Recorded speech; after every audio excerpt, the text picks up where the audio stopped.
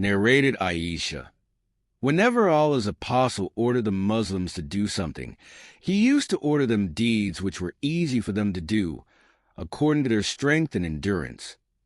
They said, "O Allah's apostle, we are not like you. Allah has forgiven your past and future sins." So Allah's apostle became angry, and it was apparent on his face.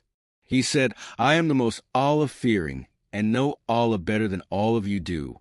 Narrated Anas. The Prophet said, "Whoever possesses the following three qualities will taste the sweetness of faith. 1. The one to whom Allah and His Apostle become dearer than anything else. 2. Who loves a person, and he loves him only for Allah's sake. 3. Who hates to revert to disbelief, atheism, after Allah has saved him out from it, as he hates to be thrown in fire." Narrated Abu Sa'id al-Khudri. The Prophet said, "When the people of paradise will enter paradise, and the people of hell will go to hell, Allah will order those who have had faith equal to the weight of a grain of mustard seed to be taken out from hell. So they will be taken out, but by then they will be black and charred. Then they will be put in the river of Haya, rain or Hayat life." The narrator is in doubt as to which is the right term.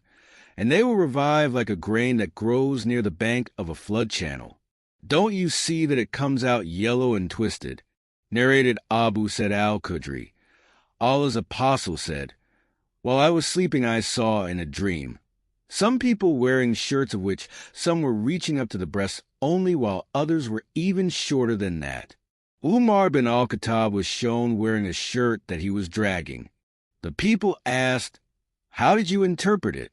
What is its interpretation, O Allah's apostle?' He, the Prophet, replied, 'It is the religion.'" Narrated Abdullah bin Umar. Once Allah's apostle passed by an Ansari man who was admonishing to his brother regarding Haya. On that Allah's apostle said, "Leave him, as Haya is a part of faith." See Hadith number 8. Narrated Ibn Umar. Allah's apostle said, "I have been ordered by Allah to fight against the people until they testify that none has the right to be worshipped but Allah, and that Muhammad is Allah's apostle, and offer the prayers perfectly and give the obligatory charity. So if they perform that, then they save their lives and property from me except for Islamic laws, and then their reckoning, accounts, will be done by Allah." Narrated Abu Huraira. Allah's apostle was asked, "What is the best deed?" He replied, "To believe in Allah and His apostle Muhammad." The questioner then asked, "What is the next in goodness?"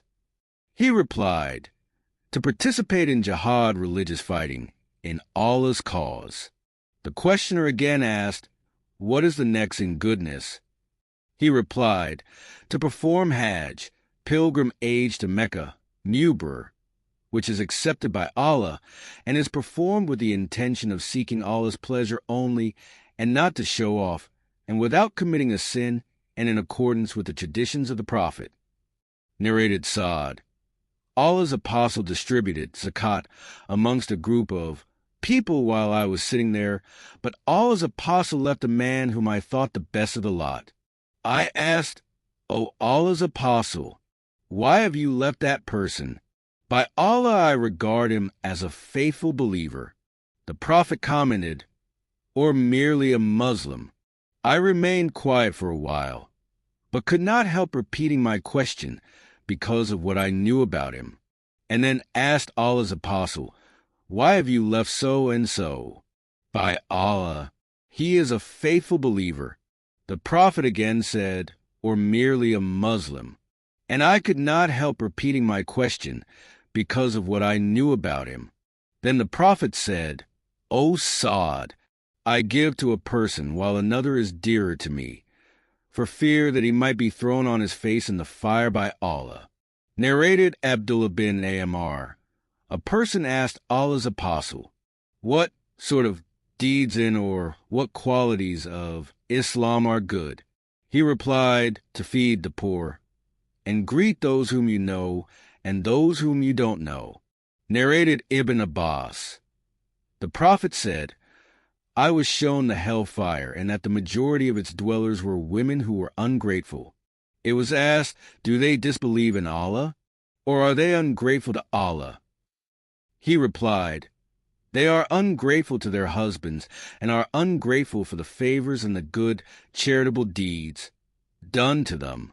If you have always been good, benevolent, to one of them, and then she sees something in you not of her liking, she will say, I have never received any good from you.